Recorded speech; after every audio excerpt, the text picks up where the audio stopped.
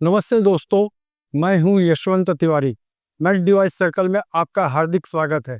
जैसा कि आप जानते हैं, मेड डिवाइस सर्कल सर्कल की पॉडकास्ट सीरीज में हम एक से एक महानुभावों को आपके सामने लाके प्रस्तुत करते हैं। इस बार के हमारे जो मेहमान हैं वो भी उसी कैटेगरी के हैं। भारत एक डेमोक्रेटिक कंट्री है।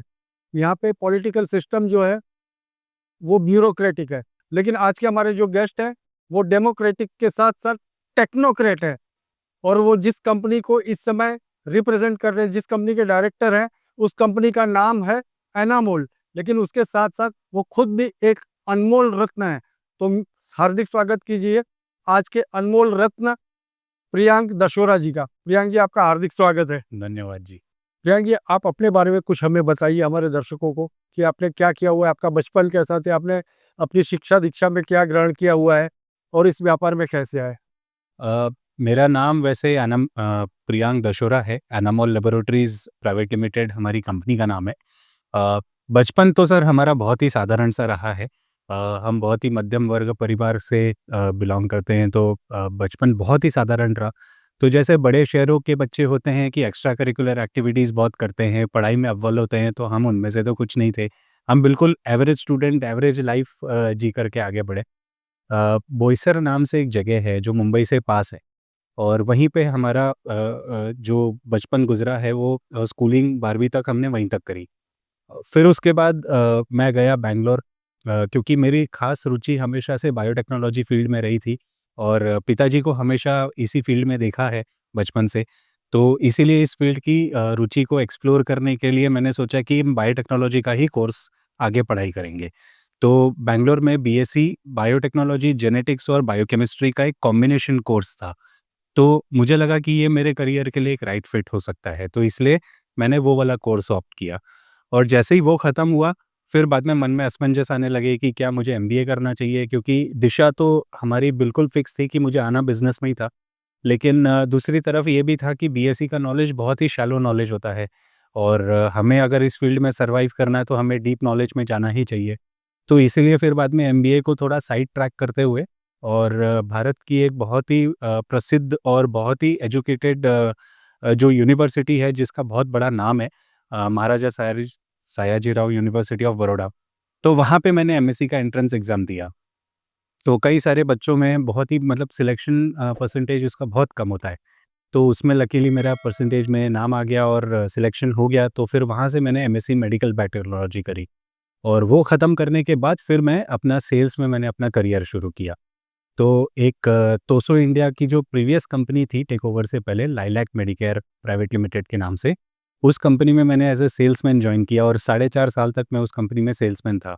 तो मैंने भी कई लोगों की तरह बैग उठा करके 15-20 किलो वाला बैग लेकर के और कई door to door sales activity बहुत करी है।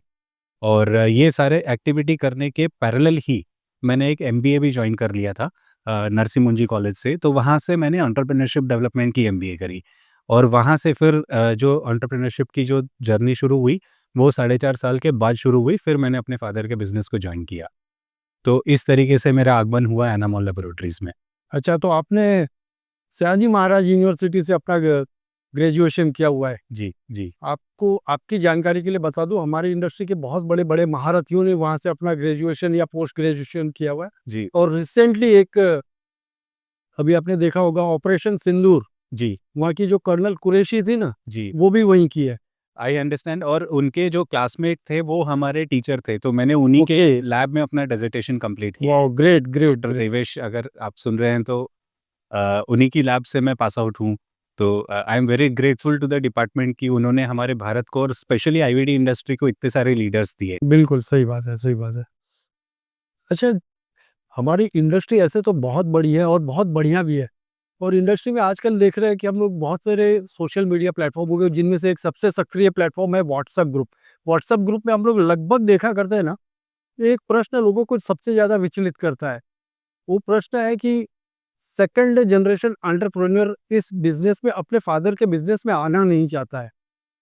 क्योंकि आप इस बिजनेस में आ गए हैं, सेकंड जनरेशन, तो सेकंड जनरेशन इस बिजनेस में आना एक सचमुच की लिगेसी है या प्रेशर है? वैसे ये सवाल आपने बहुत अच्छा पूछा, तो ये काफ़ी व्यक्तिगत और पर्सनल आंसर हो सकता है इसका। मेरे लिए पर्सनली हमारे जैसे हम छोटे होते हैं तो हम सबकी ज़िंदगी में हमारे फर्स्ट हीरो हमारे पिताजी होते हैं।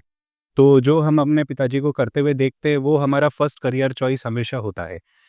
लेकिन जैसे-जैसे हम बड़े होते हैं तो हम अपने पेरेंट्स के अप्रूवल को छोड़ कर के पीयर अप्रूवल्स की तरफ ज़्यादा ध्यान देते हैं। तो जब पीयर अप्रूवल की तरफ देखते हैं तो ऐसा लगता है कि जहाँ से नॉइज़ आनी शुरू हो जाती है हमारे डिसीजन मेकिंग के अंदर। तो वहाँ पे हमें ऐसा लगता है कि नहीं, हमें मार्केटियर बनना चाहिए या हमें पायलट बनना चाहिए, आर्म फोर्स में जाना चाहिए। तो कोई गलत नहीं है वो करियर चॉइसेस, लेकिन हमेशा आपको ये एहसास होना चाहिए कि आपके अंदर की जो इनर कॉलिंग है वो कहाँ है। और मेरे अंदर की इनर कॉलिंग हमेशा से ही बिज़नेस की तरफ ही रही थी, रुझान उसी तरफ था, क्योंकि मैंने अपने फ़ादर को बहुत सारे प्रोडक्ट्स डेवलप करते हुए देखा। और उस प्रोडक्ट डेवलपमेंट की वजह से लोगों की ज़िंदगी में क्या परिवर्तन आ रहा था वो मैंने फ़र्स्ट हैंड एक्सपीरियंस किया। तो ये जो जॉय ऑफ क्रिएशन है, जी हाँ, ये मैंने क्योंकि बहुत पर्सनली और बहुत व्यक्तिगत रूप से देखा है, इसीलिए मुझे भी वो सपना मेरे माइंड में फिक्स हो गया कि मुझे ये जॉय ऑफ क्रिएशन छोड़ना नहीं है। और इसी कारण की वजह से being a second generation entrepreneur मैंने चूज़ किया कि अपने फादर के बिज़नेस को ही जॉइन करना। लेगेसी वाला प्रेशर ज़रूर होता है। मैं कोई उसमें ना नहीं कहूँगा, क्योंकि हर बार सेकंड जनरेशन एंटरप्रेन्योर के चैलेंजेस ये होते हैं कि एक सेट बेंचमार्क उनको कभी मिलता नहीं है। तो मैं खुद जब मैं जॉब कर रहा था और सेल्समैन था, तो मुझे एक डॉक्टर साहब ने ही खुद कहा था कि आपके लिए विश भी है और ये एक तरह का फल भी है। मतलब पॉजिटिव एंड नेगेटिव दोनों है कि आप सेकंड जनरेशन हो, क्योंकि आप अगर अच्छा नहीं करोगे तो लोग कहेंगे कि आपको इतना बड़ा प्लेटफॉर्म मिला और आप अच्छा नहीं कर पाए। और अगर आप अच्छा कर भी लोगे तो भी आपका क्रेडिट आपको नहीं मिलेगा, क्योंकि आप सबको लगेगा कि भाई प्लेटफॉर्म तो था ही, तो इससे तो बेहतर करना ही था। तो इसीलिए अपनी खुद की क्रेडिबिलिटी बनाना, अपना नाम बनाना, अपने फर्स्ट नेम से जाना जाना, ना कि अपने लास्ट नेम से, ये एक बहुत बड़ा चैलेंज होता है सेकंड जनरेशन के लिए। अम, और एक बड़ा चैलेंज ये होता है कि सेकंड जनरेशन क्योंकि सेम बिजनेस में है, तो फर्स्ट जनरेशन के पास हमेशा अपना वैलिडेशन सीक करते हैं, उनका अप्रूवल चाहते हैं, उनकी नज़रों में हीरो बनना चाहते हैं। बल्कि सेकंड जनरेशन के लिए ये बहुत इंपॉर्टेंट हो जाता है एक तरह का असमंजस की कस्टमर क्या चाहता है, मार्केट ट्रेंड किधर जा रहा है वर्सेस मेरे फादर के पुराने आइडियोलॉजीज़ और उनके तरीके के हिसाब से मुझे क्या बिहेव करना चाहिए। तो ये कंटिन्यूअस टसल हमेशा सेकंड जनरेशन में देखी जाती है। But all in all business के लिए क्या ज़रूरी है?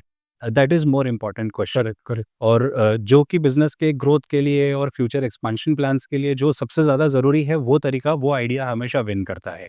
So we need to have a very one to one, man to man matured conversation with our parents in business, क्योंकि फैमिली घर बिल्कुल अलग है और बिज़नेस में when you are reporting to your father, तो वो एक रिलेशनशिप बिल्कुल अलग हो जाती है। बिल्कुल, बिल्कुल। तो we need to segregate these 2 things और उसी डायरेक्शन में हम लोगों को रिएक्ट करना चाहिए। सही बात है। नहीं, आपका तो सेकंड जनरेशन इस बिज़नेस में आना बहुत लाज़मी था, क्योंकि आपको तो बचपन में जब स्कूल में भेजा गया होगा, अल्फ़ाबेट भी सिखाया गया होगा, तब भी यही सिखाया गया होगा कि A for albumin, B for bilirubin, C for creatinine. वैसे एग्ज़ाम्पल अच्छा है, लेकिन अनफॉर्च्यूनेटली ऐसा कुछ हुआ नहीं हो। जैसे मैंने कहा कि मेरे फ़ादर की तरफ से कभी कोई प्रेशर नहीं था कि आपको बिज़नेस में आना ही आना है। ये मेरा इंडिविजुअल डिसीज़न था।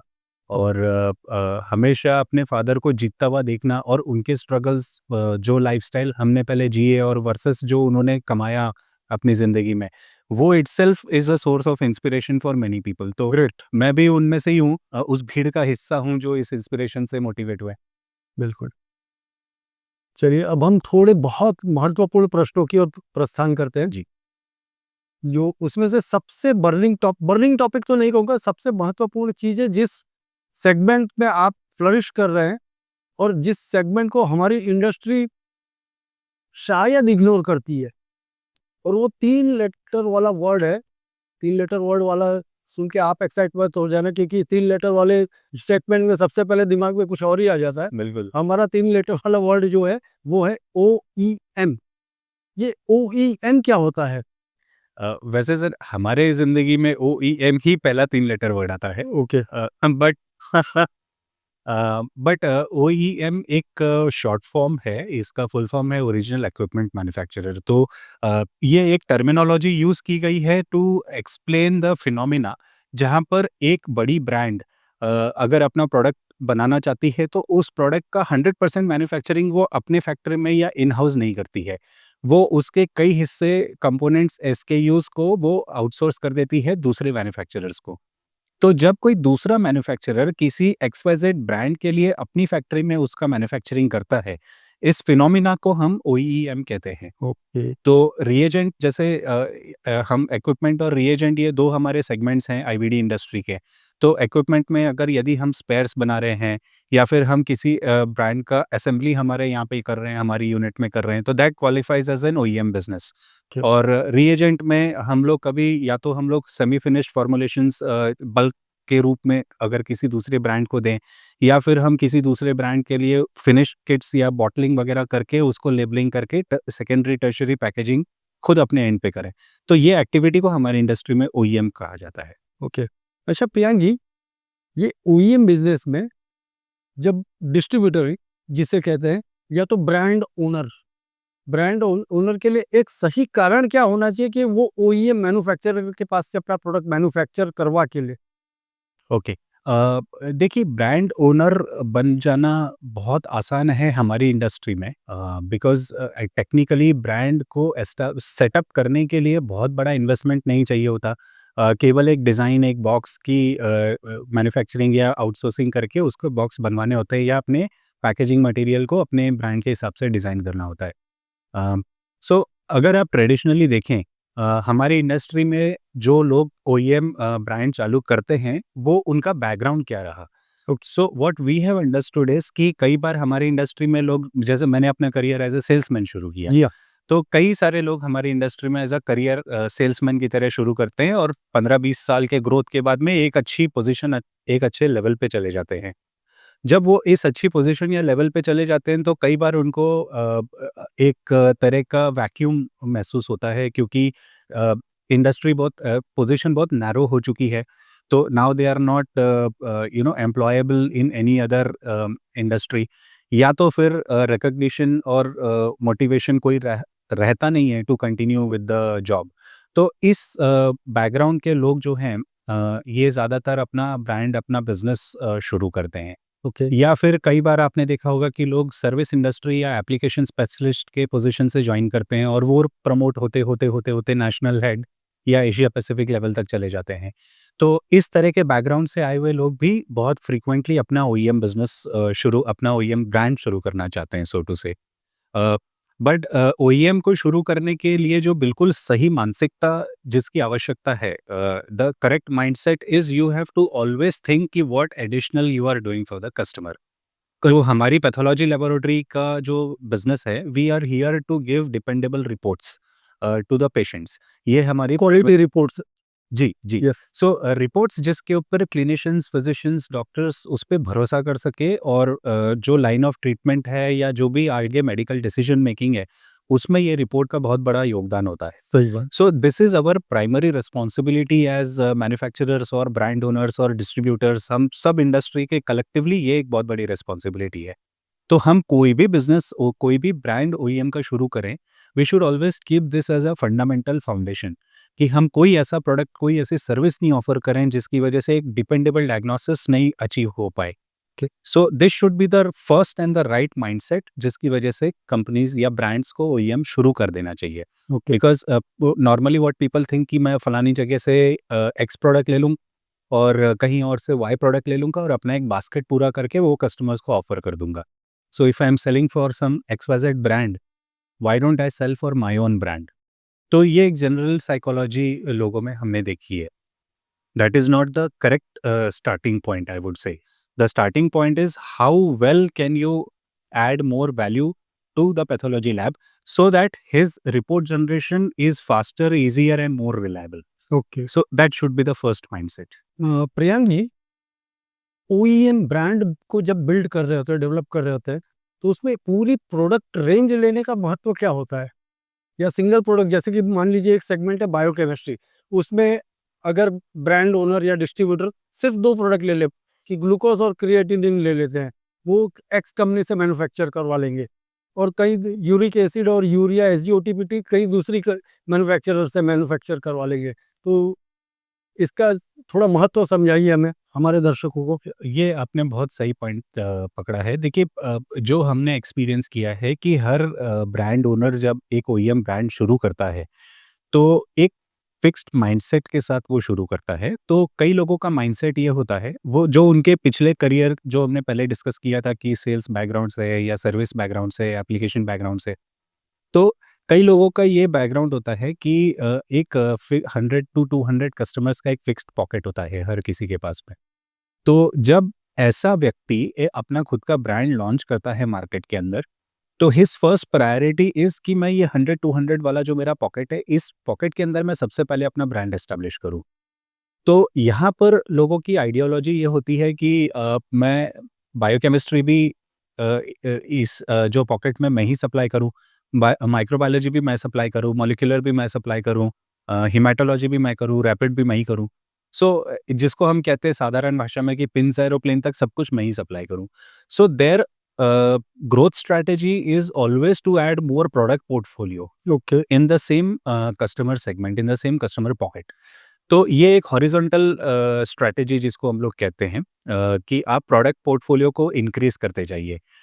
But there are second ideology जहाँ पर लोग ये चाहते हैं कि मैं सिर्फ बायोकेमिस्ट्री और रैपिड्स ही करूँगा या फिर बायोकेमिस्ट्री और हिमेटोलॉजी ही करूँगा फॉर एग्जांपल। ये दोनों मोटा मोटा 50% ऑफ द आईवीडी इंडस्ट्री को रिप्रेजेंट करते हैं। सो मैं ये 2 सेगमेंट के ऊपर फ़ोकस करूँगा, इसी 2 सेगमेंट के अंदर मैं डिसरप्शन लेके आऊँगा और जो मेरा 100 कस्टमर्स का सेगमेंट है, पॉकेट है, मैं उसके बियॉन्ड जाकर के 101st, 102nd वगैरह ये कस्टमर्स मैं ऐड ऑन करते जाऊँगा। But I will not diverge into product portfolio. I will add more customers in the bucket. तो इस तरह के एक्सपेंशन को हम लैटरल एक्सपेंशन कहते हैं। So, when you have two different ideologies, तो you have to choose as a brand owner कि आपको किस सेगमेंट में क्या किस ग्रोथ स्ट्रैटेजी को आपको फॉलो करना है। But largely we have seen successful brands वो हैं जिन्होंने लैटरल को ज़्यादा प्रेफर किया है, जिसमें दो बहुत इंपॉर्टेंट पॉइंट्स हमने देखे। Number one, they are always known as subject matter experts for that particular segment. Okay. So ये बहुत इंपॉर्टेंट हो जाता है टू अंडरस्टैंड, बिकॉज अगर आप देखें हम अगर किसी जापानीज़ रेस्टोरेंट में अगर जापानीज़ खाना पसंद करते हैं, हम एक जापानीज़ क्यूज़ीन के रेस्टोरेंट में चले जाते हैं। तो ज़रूरी नहीं है कि जापानीज़ रेस्टोरेंट में सिर्फ जापानीज़ ही खाना मिलेगा। बिल्कुल। वहाँ पे चाइनीज़ भी मिलेगा, कॉन्टिनेंटल भी मिलेगा, कोरियन भी मिलेगा। बट वो जाना जाता है एक पर्टिकुलर सेगमेंट के लिए, जो उसका क्राउड पुलर हो जाता है। बिल्कुल। तो हमें भी प्रोडक्ट सेगमेंट को इसी तरीके से डिज़ाइन करना है जहाँ पर हम एक सेगमेंट में बहुत ही सब्जेक्ट मैटर एक्सपर्ट्स की तरह जाने जाएँ, but we also have other segments. So when customer wants to put money on the table, we don't leave the money. Correct. But at the same time कोई हमें crowd puller का portfolio या एक segment हमें होना बहुत ज़रूरी होता है। Okay. So therefore we have seen कि लैटरल में ये एक बहुत बड़ा बेनिफिट लोगों को मिलता है, because when you have too many product segment, so you are actually confusing the customer कि आपका सेगमेंट आप किस चीज़ के एक्सपर्ट हो। तो ये एक बहुत बड़ा कंफ्यूजन फॉर द लेबर। नहीं, मैं सेगमेंट की बात ऐसे कर रहा था, सेगमेंट मान लीजिए एक ही है, लेकिन उसमें अनेकों प्रोडक्ट आ जाते हैं। जैसे अगर if we talk about biochemistry, there are hundreds of products. जी। If we are jumping from biochemistry segment to haematology और microbiology, then it is different. जी। प्रोडक्ट सेगमेंट एक ही है, लेकिन उसमें अलग अलग प्रोडक्ट चूज करवाने के लिए अलग अलग मैन्युफैक्चर रखे, तो हाँ, ये that is workable. Workable no. It totally depends on the brand owner, but यहाँ पे एक लेवल अगर हम डीप में जाएं, so we have to understand what is the meaning of a brand. Yes. Brand is equal to promise. Okay, great. ठीक है, brand एक ऐसा शब्द है जहाँ पर अगर मैं मान लीजिए अगर मैं हल्दीराम का भुजिया खरीदने का डिसीजन लेता हूँ, तो खरीदने से पहले मुझे पता है कि उसका पैकेट खोलने के बाद किस कलर का भुजिया होगा, कितनी क्रंचीनेस होगी, कितना तीखा होगा, कितने उसके अंदर बड़े वो गाठिए जैसे पीसेस आएंगे। All of this is already known to me before I make the decision, because उस ब्रांड ने उस प्रोडक्ट को कंसिस्टेंटली वही चीज डिलीवर करी है over the period of hundreds of और maybe many many years. So when you have multiple manufacturing partners, and if that partner, the manufacturer does not understand the importance of consistency in quality, so you are again ending up confusing the customer. Because as a brand owner अगर आपने एक SGOT का lot अगर आपने customer को दिया जो बहुत अच्छा चला और उसके बाद अगला वाला लॉट इतना अच्छा नहीं चला, उसके बाद तीसरा लॉट कमाल का चल गया। तो now your customers are not sure कि what to expect from this brand. Correct. So इसीलिए it is okay to have multiple manufacturing partners, but all the manufacturing partners have to be aligned to your vision of the brand. ये बहुत ज़रूरी हो जाता है and this is one layer deep जहाँ पर brand owner को शुरू करने से पहले ही सोच लेना है कि मेरा ब्रांड का क्या प्रॉमिस रहेगा मेरे कस्टमर्स के लिए। अच्छा प्रियांक जी, हम लोग जिस इंडस्ट्री में हैं, इस इंडस्ट्री में our customers are doctors mainly, और ऐसा एज्यूम करके हम मान के चलते हैं, एज्यूम तो नहीं कहूँगा, मान के चलते हैं कि customers they know better than a sales person about the product. their knowledge about the product is much more better than the person who is selling the product. ऐसा होता है। तो apart from technical knowledge of the product, what are the other requirements of a brand owner or the distributor to have?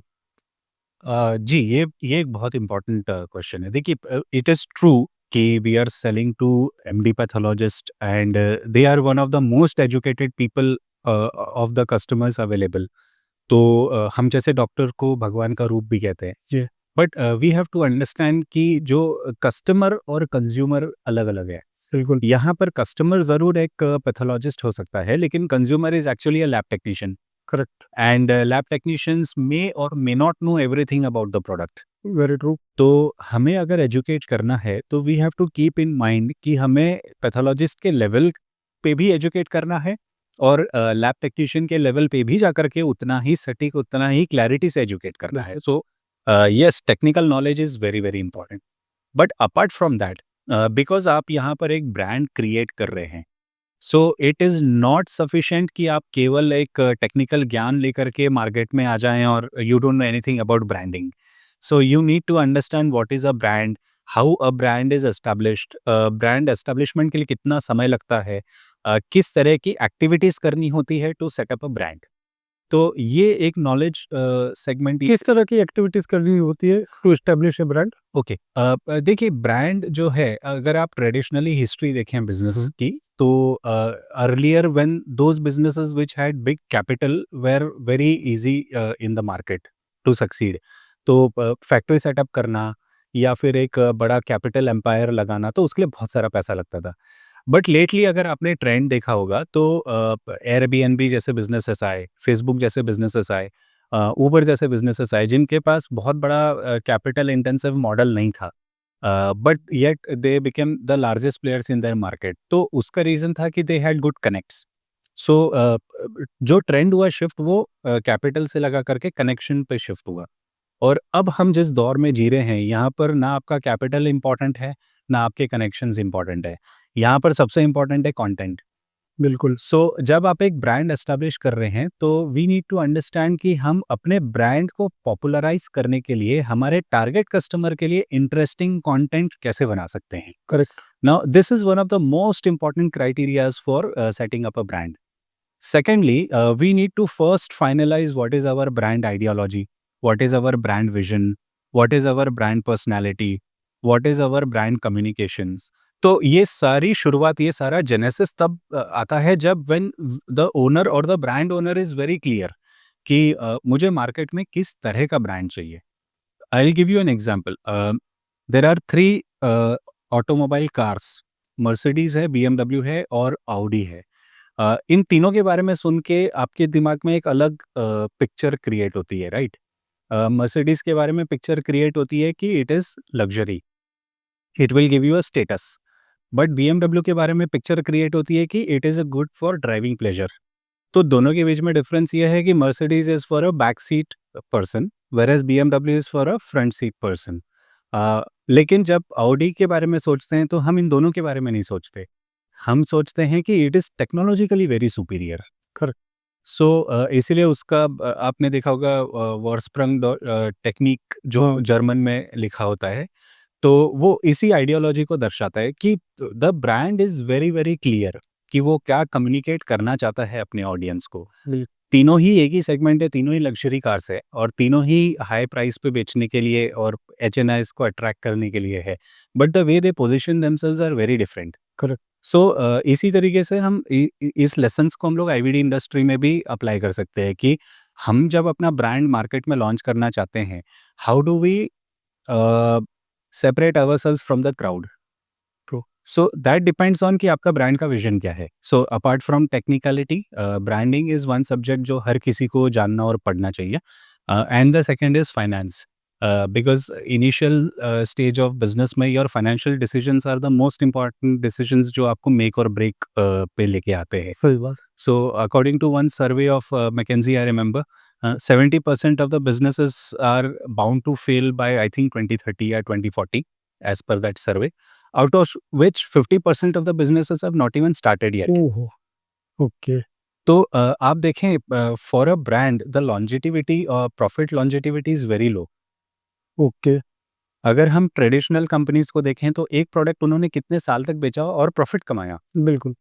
सही लेकिन कहा। आज हम अगर कोई भी प्रोडक्ट लॉन्च करते हैं तो हम शायद 6 महीने से 1 साल के अंदर-अंदर उस प्रोडक्ट के अंदर से प्रॉफिट इरोड हो जाता है। बिल्कुल सही बात है। But still we have to continue with the branding. So how to create a brand plus how to create your finance model in such a way जहाँ पे you continue making profits for a long time. तो ये 2 subjects मेरे हिसाब से बहुत अहम हो जाते हैं apart from the technical knowledge for any person who wants to start IVD brand. तो एज ए मैन्युफैक्चरर ओईएम वाले को अपने ब्रांड ओनर को अ, किस प्रकार से वो मदद कर सकता है कि उसकी ब्रांड इस्टेब्लिश हो प्लस उसकी प्रॉफिटेबिलिटी सस्टेन करके मेंटेन करके आगे चलता रहे?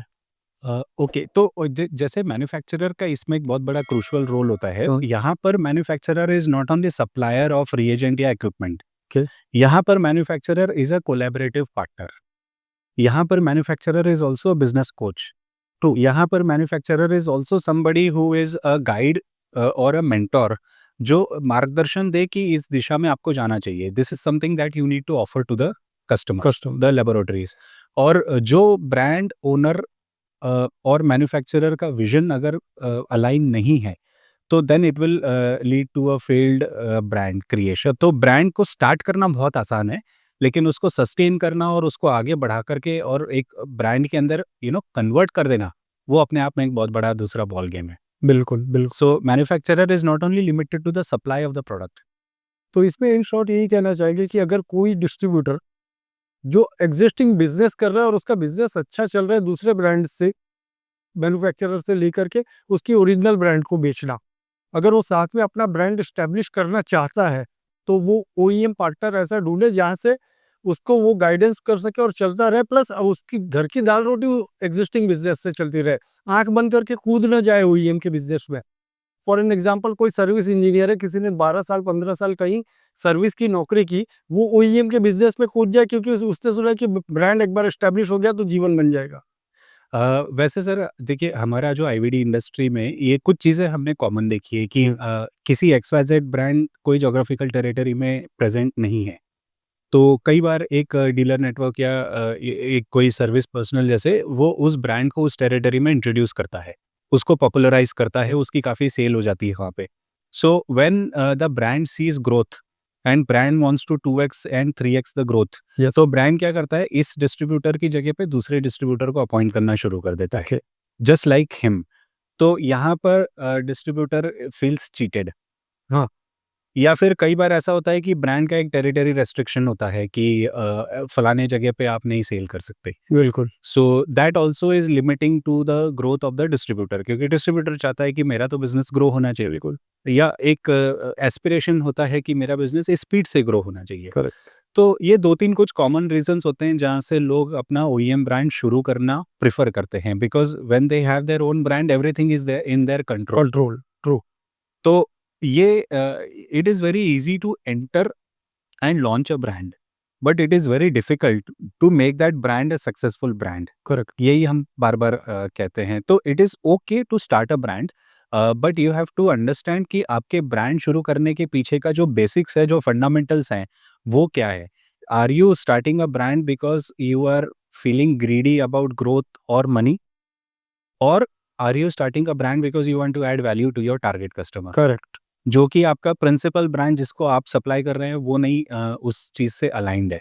करेक्ट। सो इन दोनों में डिफरेंस है। If your mindset is the second one, then obviously profit and money is the by product. Very true.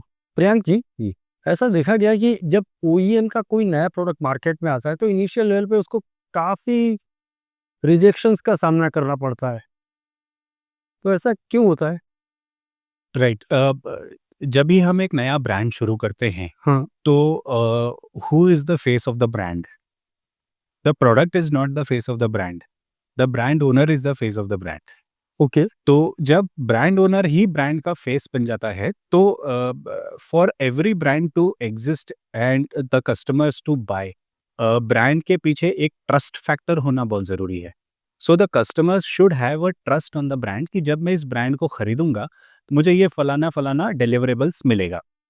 सो अब ये ट्रस्ट को कौन फुलफिल कर रहा है? यहाँ पर आप देखेंगे कि ब्रांड के जो ब्रांड अपने आप में कुछ डिलीवरेबल्स फुलफिल नहीं कर रहा है, because it is not been clearly communicated, there is no previous experience, past history.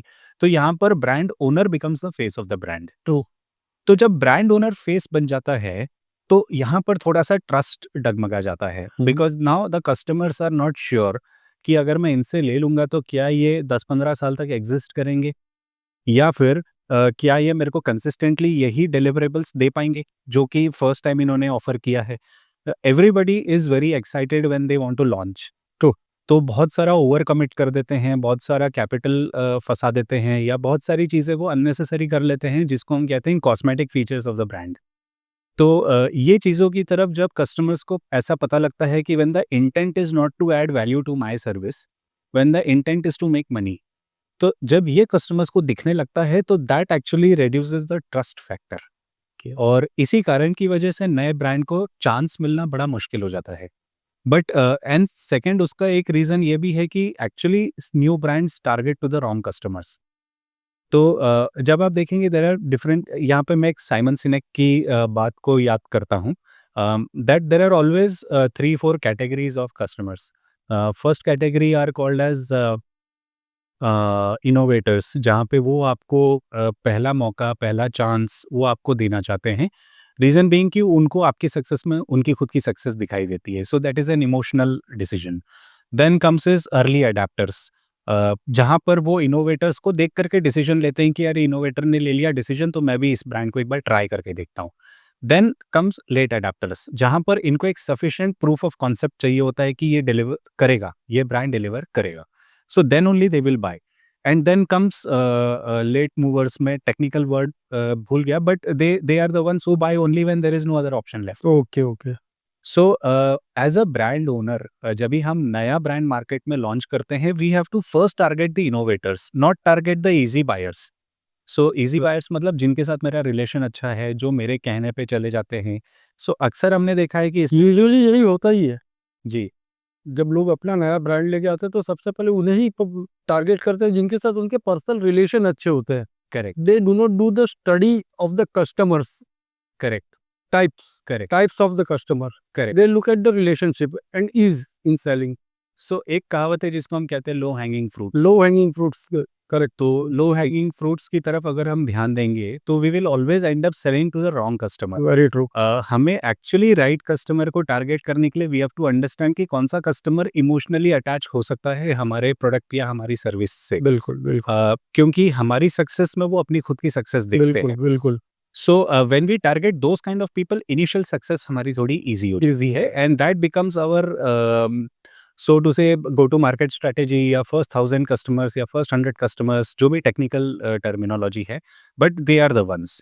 इनकी success story will become the reason for early adopters to buy. Correct. So ये कुछ 2-3 कारण होते हैं। We want to go for low hanging fruits, या we want to go for people जिनके साथ हमारा रिलेशनशिप बहुत स्ट्रांग है। सो हम उनको फोकस करते हैं। So that is one of the reason. Number 2 is the lack of trust. ये बहुत बड़ा एक साइकोलॉजिकल रीज़न है जो लोग नहीं समझ पाते हैं। Why will somebody buy from you when you are new in the market? So इसीलिए जब ब्रांड ओनर प्रोडक्ट लॉन्च करता है तो प्रोडक्ट लॉन्च करने से पहले देयर आर 2 मोर स्टेजेस जिसको अक्सर लोग इग्नोर कर देते हैं। Number 1 stage is creating the visibility, and number 2 stage is creating the credibility. तो विजिबिलिटी का मतलब ये होता है कि you have to make your customers aware कि देखो मैं एग्जिस्ट करता हूँ इस धरती पे, मेरा भी एक ब्रांड है, मैं इस प्रोडक्ट या सर्विस में आना चाह रहा हूँ, X Y Z. So you make your customers aware. Secondly, when you make them aware, your next stage is to how are you building credibility? How are you building trust? So that the customer is motivated to place orders to you. तो जब हम ये 2 stages को skip करते हैं और directly third stage पे चले जाते हैं सेलिंग का, बिल्कुल। तो that becomes a very tricky कि हम एक प्रोडक्ट या ब्रांड लेके जा रहे हैं जिसमें कोई ट्रस्ट नहीं करता। नहीं, सही बात है। So therefore it is very, very important to first follow these 2 steps और ये कंसिस्टेंसी इसमें होना बहुत ज़रूरी है। बिल्कुल, बिल्कुल, बिल्कुल। अच्छा ठीक है, ये तो हो गया। अगर मान लीजिए हम आपने आपका प्रोडक्ट बेच दिया as a brand owner to the customer, उसके बाद उसमें कोई कंप्लेन आया है, तो उस कंप्लेन को अटेंड करने की रिस्पॉन्सिबिलिटी किसकी होगी? ब्रांड ओनर की या मैन्युफैक्चरर की? डेफिनिटली ओईएम केस में? डेफिनेटली ब्रांड ओनर, क्योंकि देखिए कस्टमर ने मैन्युफैक्चरर देख करके ऑर्डर प्लेस नहीं किया, कस्टमर ने ब्रांड को देख करके ऑर्डर प्लेस किया या फिर कस्टमर ने ब्रांड ओनर को देख करके ऑर्डर प्लेस किया है। So now it is the matter of trust कि कस्टमर किस पे ज़्यादा ट्रस्ट कर रहा है। अगर प्रिंसिपल मैन्युफैक्चरर का बहुत ही स्ट्रॉन्ग ब्रांड है, उसकी बहुत स्ट्रॉन्ग प्रेजेंस है और आप उसके ब्रांड को लेवरेज करते हुए एक नया ब्रांड लॉन्च कर रहे हो कि मैं फलानी जगह से बनवा रहा हूँ, so then it makes more sense कि आप फलाने ब्रांड को एक समझा सकते हो कि देख ला कहीं पे क्वालिटी कंप्लेंट्स आए तो मुझे संभाल लेना। बट प्रिडोमिनेंटली हमारे यहाँ पर मैन्युफैक्चरर्स इतने एक्सपोज्ड नहीं है। तो इसलिए ब्रांड ओनर जो है वो that becomes the reason why customers are placing the orders. तो जब क्वालिटी इश्यूज आते हैं the brand owner has to step up, take responsibility and be attentive to the customer कि आपको जो भी नुकसान हो रहा है या आपको जो तकलीफें हो रही है, I am here to resolve. तो it all starts with that one small intent कि मैं यहाँ पर आपका हेल्प करने के लिए आया हूँ और मैं यहाँ पे आपकी समस्या या आपकी प्रॉब्लम को सॉल्व करने के लिए आया हूँ। You have to allow the customers to talk, you have to allow the customers to explain the problem in full. क्योंकि कई बार हमने देखा है कि स्पेशली बायोकेमिस्ट्री में हमने देखा है problem is not really with the product, problem is the way product is being used और हैंडल्ड बाय द लेबोरेटरी। तो ये बहुत कॉमन है, इसीलिए हमको ये कॉमन होते हुए भी बोला नहीं जा सकता। You can never say any technician कि you are making error in pipetting, you can not say. Correct ये भी तो है। करेक्ट। सो इसीलिए मैंने कहा कि what is your brand strategy. तो when your brand strategy is to educate your, हमने पहले कहा कि कस्टमर अलग है, कंज्यूमर अलग है। बिल्कुल। कस्टमर हमारे बहुत एजुकेटेड, हम्म। कंज्यूमर मे और मे नॉट बी। तो हमें एक तो वहाँ से शुरुआत करनी है that we have to teach, educate and we have to become their guide, number 1। Number 2, अगर कंज्यूमर कहीं पे गलती कर रहा है, you can not point fingers at them कि देखो आपने गलती करी। अगर आपने ये फिंगर पॉइंट कर दिया, you have lost the battle. Yes, भले ही आप आर्गुमेंट में सही साबित हो जाओ, you will win the argument but you will you lose will the lose the customer. customer। True। तो इसीलिए we have to be very careful with our choice of words. So इसको हम अगर दैट इज ओके, वो समझ गया साहब। मैं ये जानना चाहता हूँ, बल्कि ऑन द कॉन्ट्ररी हमारे व्यूअर्स ये जानना चाहेंगे कि जब कंप्लेन आती है तो ब्रांड ओनर उसकी रिस्पॉन्सिबिलिटी लेकर के आगे बढ़ता है, तो उसमें ओईएम क्या कंट्रीब्यूट करेगा उनको हेल्प करने में? ओके, ब्रांड ओनर को और प्लस कस्टमर को। राइट। सो जहाँ पर ब्रांड ओनर स्टेप अप कर रहा है, रिस्पॉन्सिबिलिटी ले रहा है, वहाँ पर अगर ब्रांड ओनर सक्षम नहीं है, हाँ। It is the responsibility of the OEM to Yeah. Completely arm with technical capability to the brand owner. Okay. तो ये होमवर्क यूजुअली ब्रांड लॉन्च करने से पहले पहले हो हो जाता है। बिल्कुल। तो जहाँ पर ओईएम, मैन्युफैक्चरर और ब्रांड ओनर दोनों एक जगह पे मिलते हैं, टेक्निकल जो नॉलेज है या कैपेबिलिटीज़ है मैन्युफैक्चरर के पास में, वो पास ऑन की जाती है, ट्रबल शूटिंग कैपेबिलिटीज़ को पास ऑन किया जाता है ब्रांड ओनर के पास में। ओके। यहाँ तक अगर ब्रांड ओनर स्किल्ड नहीं है या इक्विप्ड नहीं है, जिसको हम कहते हैं कि यहाँ पर अगर हथियार नहीं है ब्रांड ओनर के पास, तो फिर ब्रांड ओनर यूजुअली बहुत ज़्यादा सक्सेसफुल नहीं हो पाते हैं क्वालिटी इश्यूज़ को सॉल्व करने में। So we have to be little careful not to be in a hurry while launching a brand.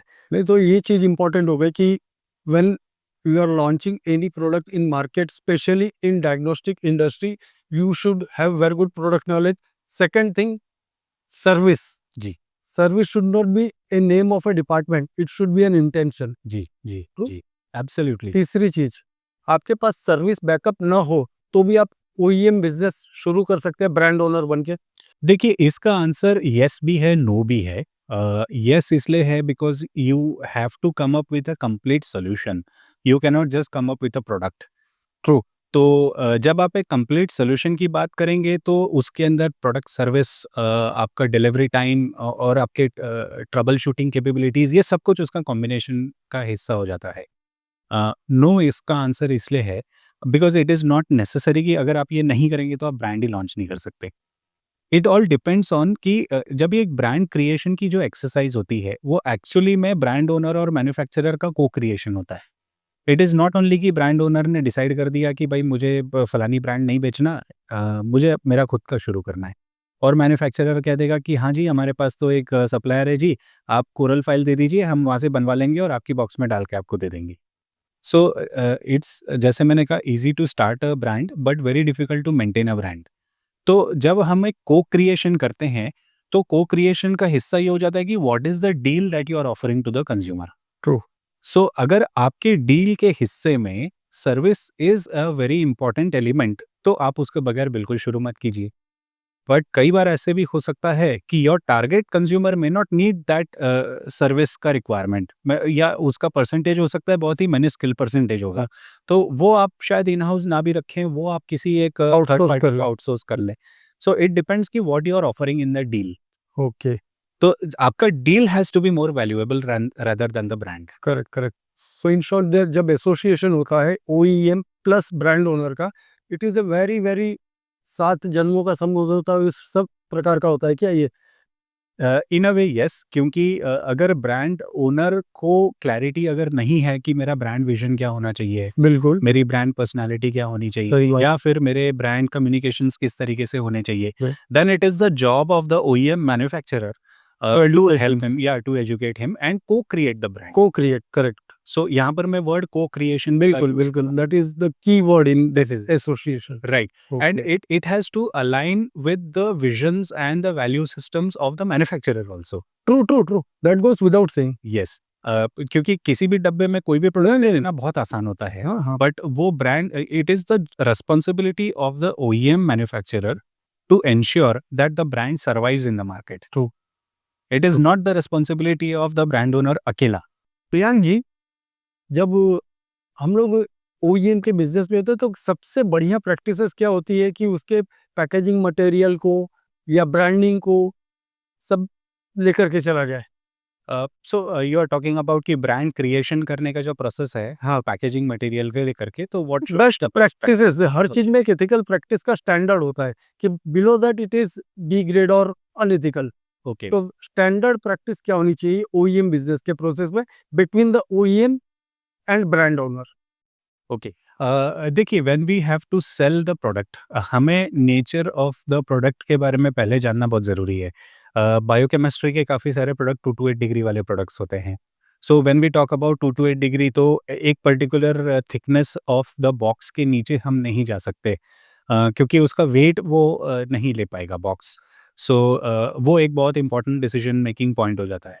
Secondly, the product is shipped at 2 to 8 degree, it is stored at 2 to 8 degree, तो product का freeze thaw cycle या एक तरह से refrigeration and room temperature वाले cycles बहुत बार repeat होते हैं, तो वो लेबल को खराब ना करे। सो इसीलिए लैमिनेशन होना चाहिए या नहीं होना चाहिए, इंटरनल साइड से लैमिनेशन चाहिए या एक्सटर्नल साइड से चाहिए, ये डिसीजन बहुत इंपॉर्टेंट हो जाता है। तीसरा, जब हम लोग ब्रांडिंग की बात करते हैं, तो जैसे मैंने कहा, you have to dig deep into the science of branding. तो जब हम साइंस ऑफ ब्रांडिंग, तो every brand always owns a particular emotion in the mind of the customer. Great. So ये जानना बहुत ज़रूरी होता है। Now as a brand owner, what is the emotion that you want to own? I will give you an example. जब हम अमिताभ बच्चन की बात करते हैं तो हम एंग्री यंग मैन का टैगलाइन उनके साथ एसोसिएट करते हैं। जब हम शाहरुख खान की बात करते हैं तो एक रोमांटिक हीरो या उस तरह का एक इमोशन। सो अमिताभ बच्चन के साथ में हम एंगर, वायलेंस या फिर एक तरह का रिवोल्ट हम उनके साथ एसोसिएट करते हैं। लेकिन शाहरुख खान के साथ में हम प्यार, मोहब्बत और इस तरह के इमोशंस को हम एसोसिएट करते हैं। दोनों ही सुपरस्टार्स हैं, लेकिन दोनों एक अलग-अलग इमोशन को ओन करते हैं। अपने अपने रेस्पेक्टिव कस्टमर सेगमेंट्स में. So this is what we have to understand that what is the emotion that we want to own in our target customers mind. उस इमोशन को रिप्रेजेंट करने के लिए there are different colour palettes available. Okay तो ये सब तो Google ज्ञान है. But you have to first decide कि आपको कौन सा इमोशन ओन करना है. Now if you want to own the emotion of trust, or if you want to own the emotion of dependability, or if you want to own the emotion of let's say most accurate report या most accurate diagnostic report. अगर आप brand owner तो सारी चीजों के लिए चाहेगा कि सारी चीजें सर्वगुण संपन्न प्रोडक्ट दे रहा है वो, बट सर हम ऐसा हालांकि वो होता नहीं है. जी जी. So that is what I am telling you कि you have to be expert in one and offer all the others. Okay ये आइडियोलॉजी हमेशा हमको फॉलो करनी है. Okay So when you want to own the emotion of let's say hypothetically you want to own the emotion of dependability. Yeah. तो dependability को signify करने के लिए कौन से कलर्स हैं जो डिपेंडेबिलिटी के साथ एसोसिएट किए जाते हैं, whether it is green and gold, whether it is white and blue, whether it is some other palette या ब्राउन एंड बीच. इस तरह के पैलेट्स जब आप देखेंगे तो आपको फिर अपने बॉक्स या अपनी ब्रांडिंग करने के टाइम पे आपको इन्हीं पैलेट्स के बीच में से अपने कलर्स को चूज करना होता है. Okay so these are certain technical branding tips जो भी अगर आपका XYZ ब्रांडिंग एक्सपर्ट होगा या DTP सो कॉल्ड डेवलपर होगा उसके पास ये नॉलेज की आवश्यकता होनी ज़रूरी है. सही बात. But as a brand owner हमको ये पता होना चाहिए. So there are the technical requirements की बॉक्स का एक फलाना GSM होगा, आउटसाइड लैमिनेशन होगा, इतना उसका डायमेंशंस होगा, ये सारी चीज़ें वो मैन्युफैक्चरर के साथ को क्रिएट करता है. At the same time be you have to understand the science of branding also. And see there are certain legal requirements जैसे कि CDSCO का रिक्वायरमेंट हुआ या लीगल मेट्रोलॉजी रूल्स अप्लाई होते हैं यहाँ पे. तो उन रूल्स का भी आपको एक अच्छा नॉलेज होना चाहिए and you have to design your packaging material in compliant with those rules. So यदि अगर ब्रांड ओनर को ये नहीं पता ही can take help of the OEM manufacturer in that. Correct. Priyank ji, OEM business को जब आप नई नई ऊंचाइयों के आयाम पे ले जाते हो तो उसमें कौन कौन से प्रकार की स्ट्रेटेजीज या कोई स्पेसिफिक स्ट्रेटेजी होनी चाहिए between OEM and brand owner? You mean to say different stages of different stages of scaling the business. Scaling the business. Okay. देखिए क्या होता है कि जब हम नया बिजनेस शुरू करते हैं या नया ब्रांड शुरू करते हैं तो हमें सबसे प्राइमरी रिक्वायरमेंट जिसकी आवश्यकता होती है वो है hard cash. So we all know profit on books is not equal to money in bank. इन दोनों के बीच में ज़मीन आसमान का अंतर है. सो जब हम एक बिजनेस मॉडल बनाते हैं, बिजनेस मॉडल के दो अहम हिस्से होने बहुत ज़रूरी हैं. The model has to have the ability to generate profits and be the model has to have the ability to generate cash. Correct. कई बार हमने हमारे IVD इंडस्ट्री में देखा है कि एक ल्यूक्रेटिव डील के झांसे में कई लोग आ जाते हैं कि हम एक क्लोज सिस्टम लगा देंगे जी और वो क्लोज सिस्टम से हमें कंटिन्यूस रेवेन्यू शुरू हो जाएगा कस्टमर के एंड से. But when you see at least 6 months 1 year down the line अगर 10-15 इंस्टॉलेशंस हो गए तो 20वां मशीन या 25वां मशीन खरीदने के लिए या एडिशनल एक लॉट खरीदने के लिए there is still external cash which is poured into the business. Correct. तो जब ये मॉडल इतना ही स्ट्रांग है तो एग्जिस्टिंग कस्टमर ही क्यों ना अगले फ्यूचर ग्रोथ को सपोर्ट कर पा रहे. बिल्कुल. सो ये अक्सर हमने देखा है कि ऐसा होता नहीं है. This business is very capital intensive business. तो इसीलिए इनिशियल स्टेज ऑफ बिजनेस में you have to develop a model या develop a brand which can give you hard cash. True. So rather than focusing on large inventory, rather than focusing on a product which will occupy a very huge working capital, you should go for products which has a good turnaround time. So छोटे ticket size का product हो but वो frequent purchase या frequent buying का एक capacity आपको देता हो. सो उससे आपकी कैश जनरेट करने की कैपेसिटी अच्छी हो जाती है. सही. Even though I am telling, even though if the business is not profitable enough, but if the business is cash positive, it is a very very good sign for early stages of business.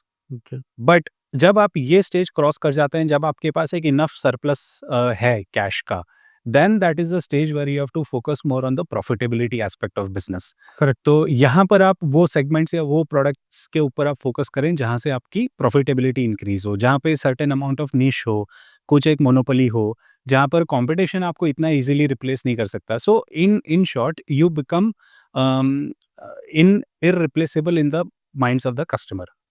And then आप जब ये वाला भी stage cross कर देते हैं, then that is the third stage जहाँ पर आप फ्यूचर ग्रोथ एंड एक्सपांशन के बारे में सोचें, because now your fundamentals are very strong, you have good cash, you have good profitability also, and your customers are giving you repeat orders. Correct. So यहाँ पर आप जोग्राफिकल एक्सपांशन करें, product expansion करें, या जो भी आप तरीके से आप ग्रो करना चाहें। So I think at different stages of business मेरे हिसाब से the first priority should always be cash. अगर आप कैश पॉजिटिव हैं, nothing like it. Second priority should be good profits, and then the third priority should be huge बहुत बढ़िया, expansion. बहुत अच्छी तरह एक्सप्लेन किया आपने। तो दर्शकों, आपने देखा कि आज प्रियांक जी ने हमें ओईएम बिजनेस के बारे में बहुत सारी जानकारी दी, और स्पेशली जो ओईएम के बिजनेस में आना चाहते हैं या कर रहे हैं, उन्हें ये एपिसोड देखना चाहिए।